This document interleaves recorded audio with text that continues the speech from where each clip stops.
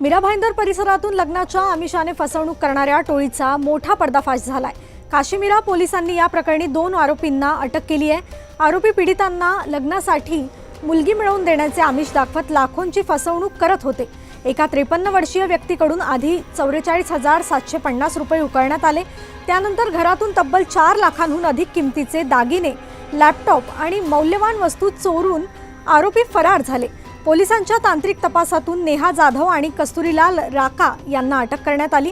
या टोळीने अहिल्यानगर, जोगेश्वरी, बोरिवली आणि जळगावमधील पाचोरा येथेही अशाच प्रकारचे गुन्हे केल्याचे समोर आले आहे। या प्रकरणाचा अधिक तपास सुरू असून आणखी किती जणांची फसवणूक झाली आहे याचा शोध सध्या पोलीस घेत आहेत। मीरा भाईंदर वसई विभागाचे आयुक्त निकेत कौशिक सर यांच्या मार्गदर्शनाखाली काशीमीरा पोलीस स्टेशनने लग्नाचा बनाव रचून नवरदेवाची फसवणूक करून त्यांच्या घरातील सोने व इतर मौल्यवान वस्तूची चोरी करणाऱ्या टोळीला पकडण्यात त्यांना यश भेटलेलं आहे।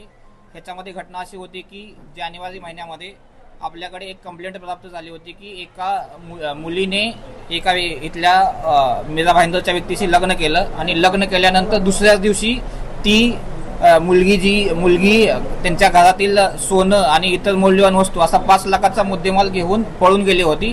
त्याच्यामध्ये काशीमीरा पोलीस स्टेशननी तांत्रिक विश्लेषण करून आणि इतर गोपनीय माहिती मिळवून ती आरोपी मुलगी जी आहे नेहा खंडेलवाल, राहणार संगमनेर, जिल्हा अहिल्यानगर, आणि तिचा कथित आरोपी वडील केसरीमल रांका, राहणार देवळाली, नाशिक,